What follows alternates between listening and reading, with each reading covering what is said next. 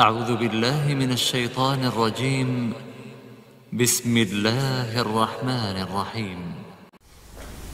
الحمد لله رب العالمين والعاقبة للمتقين ولا عدوان إلا على الظالمين، والصلاة والسلام على محمد صلى الله عليه وسلم، وبعد فالسلام عليكم ورحمة الله وبركاته.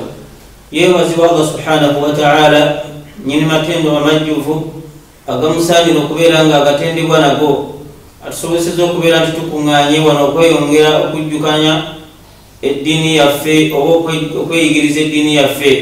Poza omulundi okwayita twayogera ku kigambo nti baabu attawba mafutuha. Olwaliwo tukumyewo okujjuliriza hadisi yaffe gye tutamalayo. Omubaka sallallahu alayhi wasallama yakutegeeza nti ya ayuha nnaasu tubu ila Allah. Yatwita omubaka sallallahu alayhi wasallam naga nti ya ayuha nnaasu tubu ila Allah wastaghfiruh, era natugamba tumwenenyeze Allah subhanahu wa ta'ala. Naye hadisi wansi tetwagimalayo.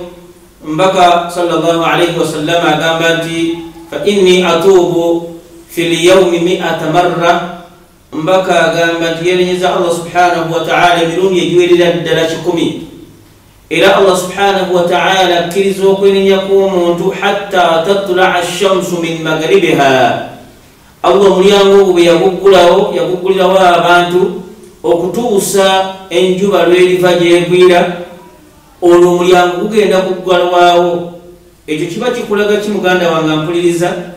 Gwe wennyini olina okubeera weefaako kubanga weenenyanga ekiseera tekinnaba kuggwako. Twakigambye empeke esinga okusaabulula obusungu bwa Allah subhanahu kwe kwenenyeza Allah subhanahu wa ta'ala, watadhallulu ilayhi subhanahu, n'obanga wekkakkanya n'olagwa obwetootowaze bugyali, n'olaga ubudiyya nti oli muddu olina okwenenyeza oyo subhanahu wa ta'ala. Allah n'aguggulawo omulyango ogwo okutuusa enjuba lweribeera nti evudde gye yagwiridde. Eyo kyansi nnene, naye ate oyinza ogiraba nti nnene so nga bambi ng'okufa kukutuuseeko kukunoonya. Kati wobeera nti okyayina embeera essa wenenyeze Allah subhanahu wa ta'ala. Byokoze bingi, byotegeera ne byototegeera bingi, olina okwenenyeza Allah subhanahu wa ta'ala. Kyavaga nti ya ayuha nnaasu, abanga abantu mwenna tubu ila Allah, mwenenyeze Allah subhanahu wa ta'ala wastaghfiruhu, mumusaba abasonyiwe ebyo byonna bimubeera nga mukoze nga bimunyiza okitiibwa subhanahu. Kuba yakumanyi wavaawa era wajolaga.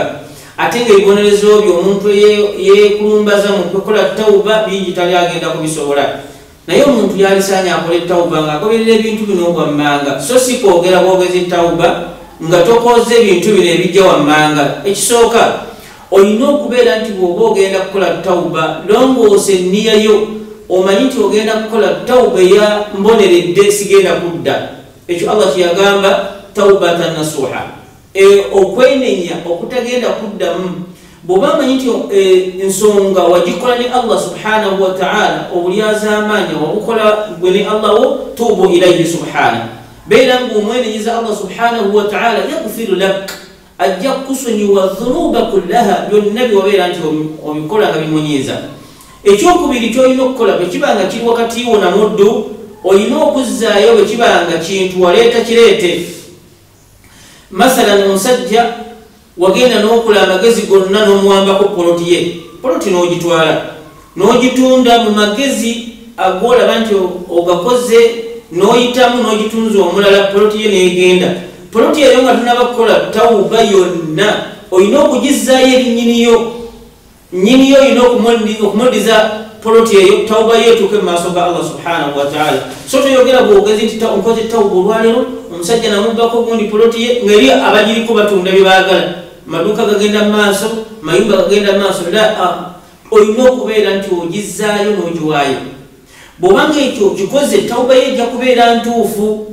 Olina okubeera nti mu mutima muli, bw'oba okola tawuba ku kyonna kyokoze, olina kye tuyita nadamu.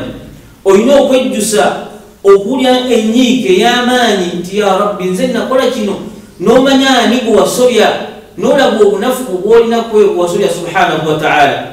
Naye si kubeera ng'oli awo nga nti nze nakoze tawuba ya kumimwa, la, eyina okuviira ddala ku mutima n'owulira enyiiki hatta n'okukaaba amaziga gennyini ng'olabira ddala oyimiridde mu maaso g'oyo gwe wasobya eyakola ensi n'eggulu nga bw'obiraba obunene bwabo n'otunuulira gwani n'otunuulira amagumba kigolina agayinza okulemwa Allah n'otunuulira gwakakanyala ensanafu nga yakulumya okuba enduulu singa ekusoberera beyingira mu mpala oyinza okulaba bwobuna ebifo nsanafu gyasi enswera nga yakuzze neyekutawanya butawanya oyinza okwagala okugikwata ogisootole naye nga katono naye nga kaswera oli akakunyizizza gwe ng'omuntu ate nga sikuwa katonda naye muti oyo rabbul bariya eyatonda ebiri mu mazzi n'atonda kawuni yonna n'atonda waggulu yonna gy'olaba Allah subhanahu wa ta'ala n'akola malayika ennene omubaka yagamba sallallahu alaihi wasallama yasaba Allah alabe ku malayika Allah najimulaga kitonde ekitajemera Allah yagamba la ya'suna Allah tazikola na tauba kwa tezijemera Allah la ya'suna Allah ma amarahum wa yaf'aluna ma yu'malun naye Allah nabi sallallahu alaihi wasallam yasaba Allah gitunuleko naye agamba nalabe ebigere byayo nga biri ku nsi esembayo wansi yagenda okutunula wakati wano wakati w'ekibegabega n'omutwe mabaina samai wal ard wenkanakana okuva kuno kuggulu ne ku nsi naye la ya'suna Allah tezijemera Allah naye kati gwetunemu ofaanagana otya era akutunuulira nga kitonde ki kati olina okuwulira muli nadamu okulaba nti mutuufu waswadde nnyo wakkakanyiza nnyo okujemera okitiibwa subhanahu wa ta'ala tugambye nti oba okola tawuba ng'eri wakati wo ne Allah olina okwenenyeza Allah subhanahu wa ta'ala okwenenya okwamboneredde sijja kuddayo ekyokubiri obanga eri wakati wo na muntu olina okuzzaayo ekintu kyewatwala kyonna mu bika byonna ekyokusatu tugamba nti olina okulumwa ennyo nti mutuufu nasobya era sigenda kuddira n'owulira ng'olumirwa ddala nti mutuufu oli mujeemu nnyo okubeera nti wasobya Allah subhanahu wa ta'ala ekintu ekyokuna kyolina okubeera ng'otunuulira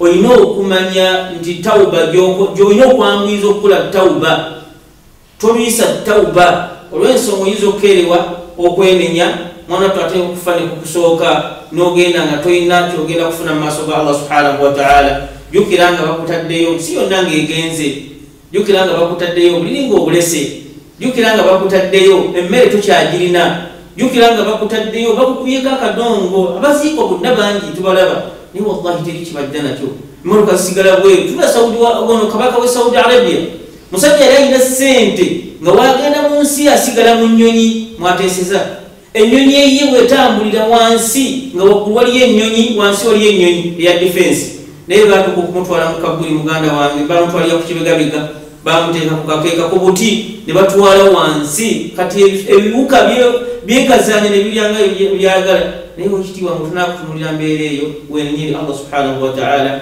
zaye gwajja ku bantu wejjuse lwaki wakola ekintu ekyo beera ng'okaaba nga bw'osaba Allah subhanahu wa ta'ala abeere nga afaayo nnyo okubeera nti akusonyiwa wenenye owulire nga mu mutima gwo gulemeddwa n'okubaako kye gukola ng'onyemedde wekitiibwa Allah subhanahu wa ta'ala ate alina kyewenkaniri Allah subhanahu wa ta'ala tulabe malayika obunene bwayo tulabe obuwanvu bwayo naye la ya'suna Allah ma amarahum wa yaf'aluna ma yu'malun kati gwani ajemera okitiibwa subhanahu wa ta'ala wa inna Allah subhanahu wa ta'ala lahu batsha ayina okukwata teri ayinza kuludduka n'abeera ng'asomoka oba nti adduka okukwatibwa kwa Allah subhanahu wa ta'ala twenenyeze Allah subhanahu wa ta'ala tubeere nga tutuuka mu maaso ge nga tusanyuse era nga Allah tusanyusa neyo byatusuubiza wasalaamu ala al mursalin walhamdulillahi rabbil alamin